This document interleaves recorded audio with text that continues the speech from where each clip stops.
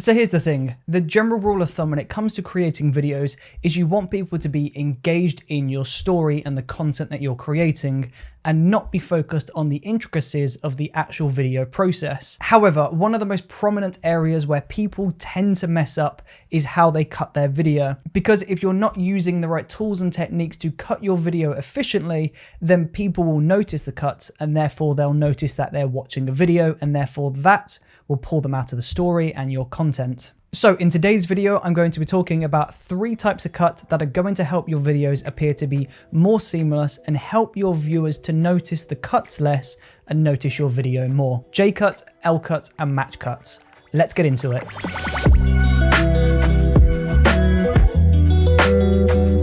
So the first cut that we are talking about in this video is a Jcut.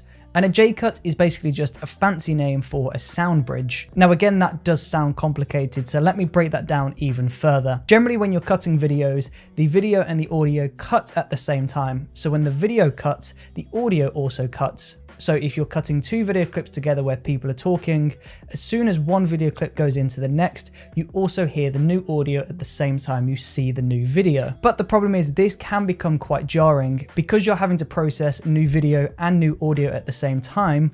This can just be a little bit overwhelming for the eye and it can pull you out of the video if that cut lands at an awkward time. So a Jcut actually splits that and you hear the audio before you see the new video. So you'll be watching a video and you'll hear the next audio cut in and then you'll see the video a moment later. Focused on the intricacies of the actual video process. However, one of the most prominent areas where people Now the reason why this works and the reason why this is less visible than cutting the video and the audio at the same time is because you're only having to process one thing at a time. So you hear the audio and then you see the video. So you process the audio, then you process the video, and it becomes less noticeable. Now Jcuts are really handy if you're cutting together an interview, for example.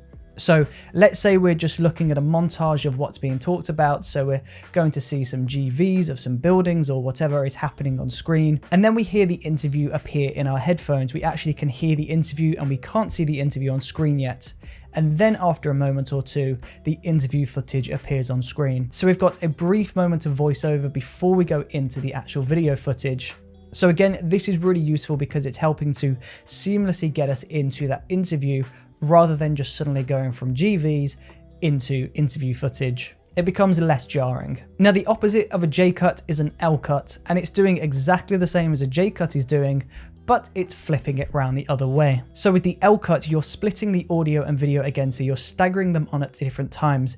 But with the Lcut, you see the video first, and then that second audio comes in a moment later. And this achieves the exact same effect as a Jcut. It's just helping to make that cut more seamless and less noticeable.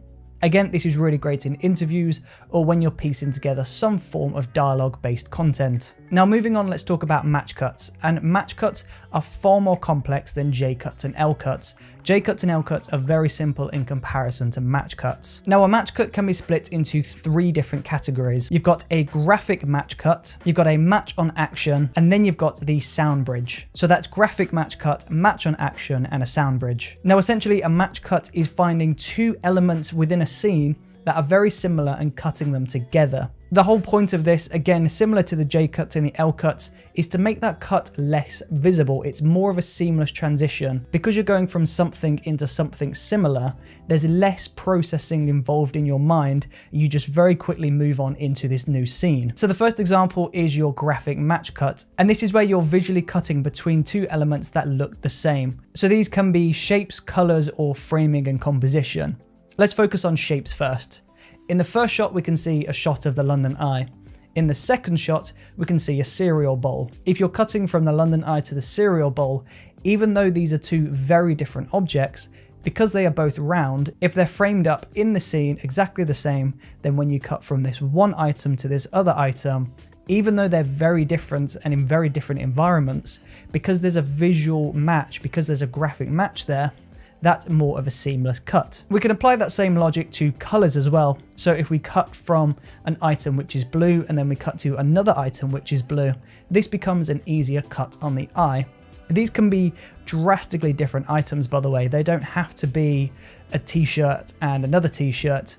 This could maybe be a blue t-shirt going into the sky maybe. Because these are both blue, there's a graphic match there, and that's going to make for a more of a seamless cut. And then of course we've got the framing and composition, so you can match your framing and your composition to create a graphic match cut. So maybe you've got completely different objects in the frame, but you frame them up exactly the same, and then when you cut between these two items, it's a really seamless transition because there's not much of a change in the frame.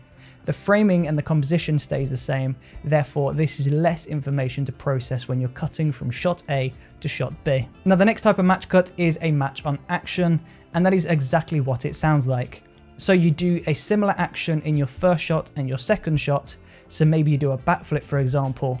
So you do a backflip in the first shot, you do a backflip in the second shot, and then when you cut these two together, because it's that same big action, you notice the cut a lot less than you would do as if you were cutting from a backflip to somebody standing still. So you're using that action to motivate that cut, and then when you're cutting at that point where there's the most action in the frame, because you're so focused on the movement, the cut becomes less noticeable, and therefore that becomes a really seamless cut from the first shot into the second shot. And then the third type of a match cut is a sound bridge. And a sound bridge can take advantage of sound effects, dialogue, music, any sort of audio file that is going to travel from the first shot into the second shot to make those two shots blend into one another. This one doesn't need to be complicated. You could literally just fade the audio from the first shot into the second shot, and then you could do the same the opposite way, so fade the audio from the second shot into the first shot.